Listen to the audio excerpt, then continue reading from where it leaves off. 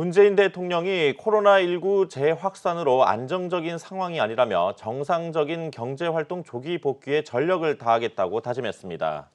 문 대통령은 청와대 수석보좌관 회의에서 국내 코로나19 감염 환자 수가 나흘 동안 200~300명대로 줄었지만 아직은 안정세로 가는 긍정적인 신호로 보기 이르다는 것이 방역 당국의 판단이라고 말했습니다. 이어 주말까지 확진자 증가를 막아준 것은 대다수 국민들이 사회적 거리두기 강화에 협조해 외출 등 일상생활을 자제해준 덕분이라고 평가했습니다. 그러면서 이면에는 식당과 카페, 학원과 독서실, 체육시설을 운영하는 많은 국민들의 어려움이 더 가중돼 매우 송구스러운 마음이라며 정부는 조기에 정상적인 일상과 경제활동으로 복귀할 수 있도록 전력을 다하겠다고 강조했습니다. 사회적 거리두기가 격상되면서 기업들이 비상입니다. 특히 업종 가릴 것 없이 재택근무가 시행되면서 생산성을 높이기 위해 어떻게 해야 할지 고민이 깊어지고 있습니다. 보도에 이지우 기자입니다. IT 기업에 다니는 30대 직장인 신건영 씨는 요즘 회사에 나가지 않습니다. 혼자서 하는 문서 작업은 물론 팀원들이 모두 참여하는 회의까지 대부분의 업무를 집에서 처리합니다. 최근에 코로나 사태가 발생하면서 출퇴근 시에 이제 불특정 다수랑 되게 마주치는 일이 많았는데 그래서 되게 불안한 마음이 있었는데 재택근무하면서 그런 상황이 안 만들어지니까 되게 조금 안심된다고 생각합니다. 국내 대표 IT 기업인 네이버와 카카오는 이미 무기한 재택근무에 들어갔고 NC소프트와 넥슨, 넷마블 등 게임업계도 재택근무를 확대하거나 연장하기로 했습니다. IT 업계에서 시작된 재택근무는 이제 일반 제조업으로까지 확대되고 있습니다. LG전자는 사무직 10명 중 3명꼴로 원격 근무를 실시하고 삼성전자도 앞으로 한 달간 재택근무를 하기로 했습니다. SK그룹 역시 SK이노베이션, SK텔레콤 등 주요 계열사를 중심으로 전 직원이 재택근무에 들어간 상황입니다. 기업들은 사회적 거리두기 3단계 격상 여부를 예의주시하고 있습니다. 3단계로 상향되면 민간 기업들도 필수 인원을 제외한 전원이 재택근무를 해야 하기 때문입니다. 전문가들은 어디서 일하든 생산성을 유지하는 게 기업 공통의 과제라고 말합니다. 아무래도 영향을 좀 받을 수밖에는 없겠죠. 아무래도 그래도 그나마 대기업들은 지난번 1단계를 한번 겪으면서 재택근무에 대한 세팅이나 시스템화가 많이 돼 있기는 한데 그래도 아무래도 이제 대면하는 것보다는 효율성이 떨어질 수밖에 없는 거는 사실이고요. 유연근무제와 관련한 기존 근로기준법을 개선하거나 인프라 구축비를 지원하는 등 새로운 노동 환경을 맞은 기업들을 위한 정부의 지원도 필요한 시점이라는 지적입니다. 한국경제TV 이지우입니다. 밤 장사가 불가능해진 식당과 술집, 커피점 업주들은 더 아우성입니다. 사실상 영업 중단 선고를 받은 거나 마찬가지라며 울상입니다. 전민정 기자의 보도입니다. 기업들이 몰려있는 서울 여의도 일대입니다. 점심시간이 가까워졌지만 평소와 달리 지나다니는 사람들이 많지 않습니다. 재택근무가 확산된 데다 사회적 거리두기 2.5단계 시행으로 음식점과 커피 전문점 등은 매출에 큰 타격이 불가피해졌습니다. 매장 이용 고객 비중이 절반 이상인 탓에 커피 전문점들은 손님이 뚝 끊겼고 프랜차이즈형이 아닌 동네 카페도 썰렁하긴 마찬가지입니다. 솔직히 저희는 코로나 여파가 별로 없을 줄 알았는데 2.5가 실행된 후에는 손님이 한 반으로 줄는 것 같아요. 그래서 배달도 생각 중이고. 식당 역시 종일 한산한 모습이었습니다. 밤 9시부터 문을 닫아야 해 사실상 점심 영업이 끝. 저녁 늦은 시간 이후에 장사를 하지 못해 입은 손해는 오로지 자영업자의 몫입니다. 굳이 밤 시간이 아니더라도 낮에부터도 손님들이 평상시 때보다는 없었어요. 월요일 날 아침에 매상이 많이 줄었어요. 한 60~70%는 줄은 것 같아요.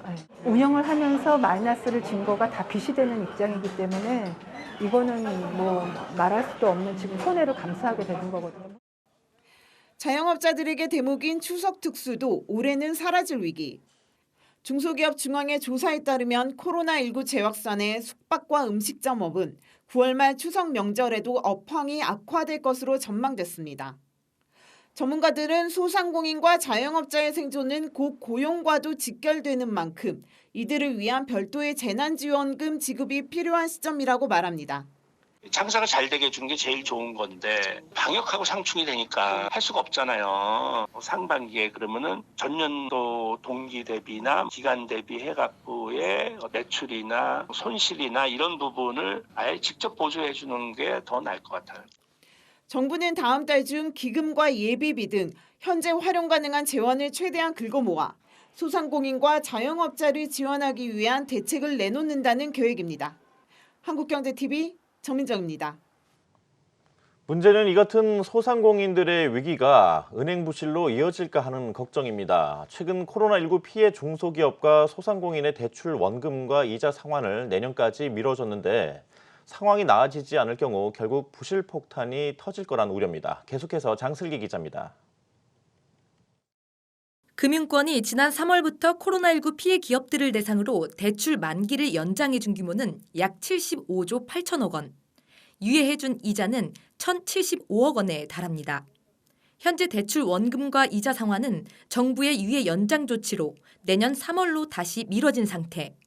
하지만 코로나19 재확산으로 사회적 거리 두기가 2.5단계로 격상되고 소상공인들의 영업이 사실상 올스톱되자 은행권에는 전운이 감돕니다.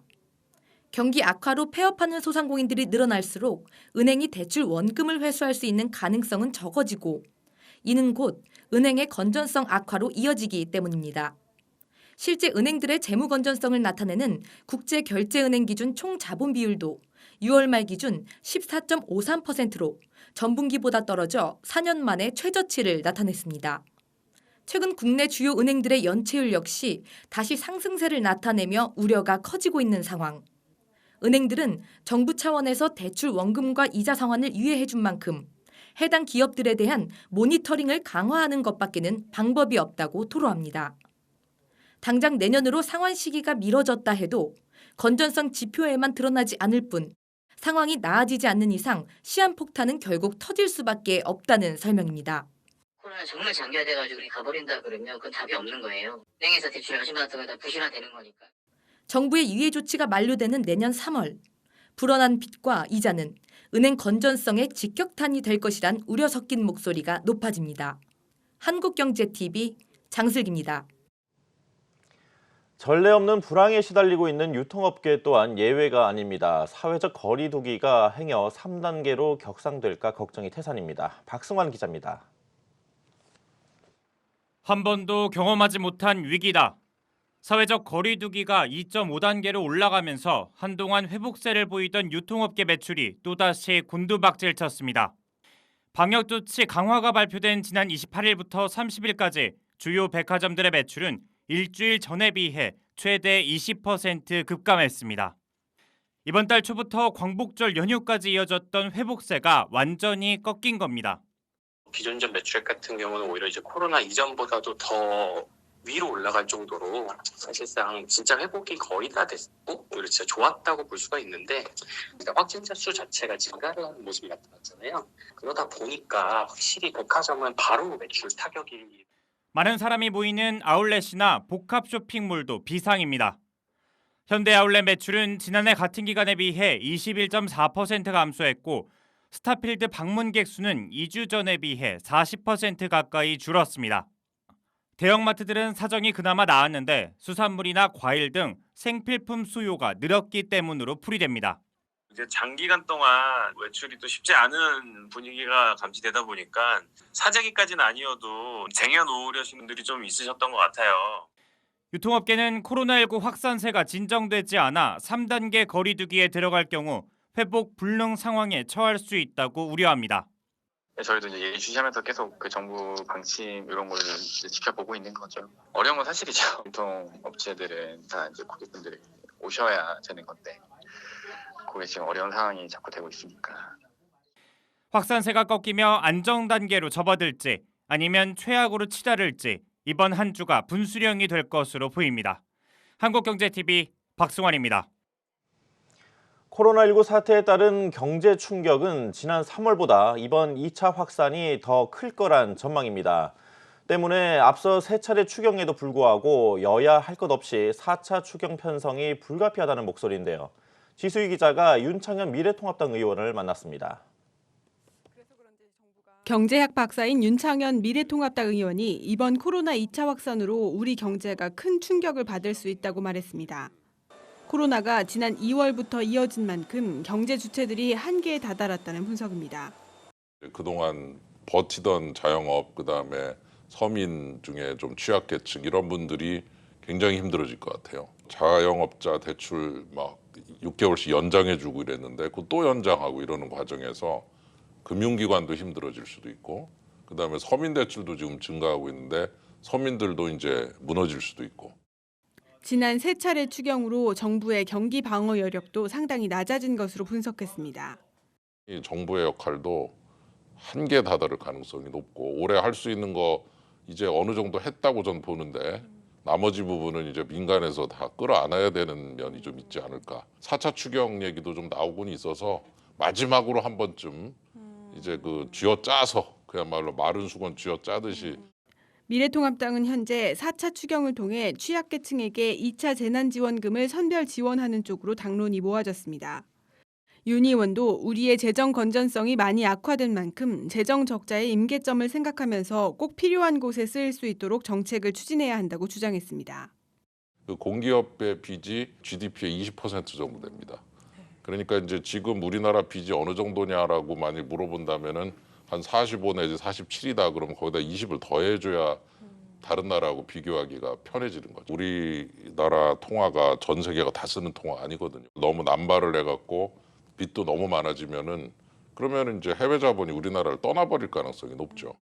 윤 의원은 정부의 부동산 정책과 관련해서는 거래 위축이나 세금 폭탄 등 부작용이 나타날 수 있다고 지적했습니다.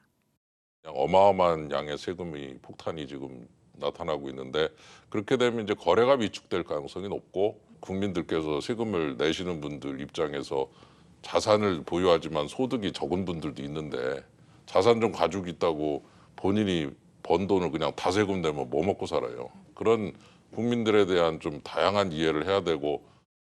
윤 의원은 시장에 꾸준히 주택을 공급하는 방법만이 고공행진하는 집값을 잡을 수 있다고 조언했습니다. 한국경제TV와 진행된 윤창현 의원의 인터뷰는 9월 1일 오후 4시 30분에 방송됩니다. 한국경제TV 지수입니다.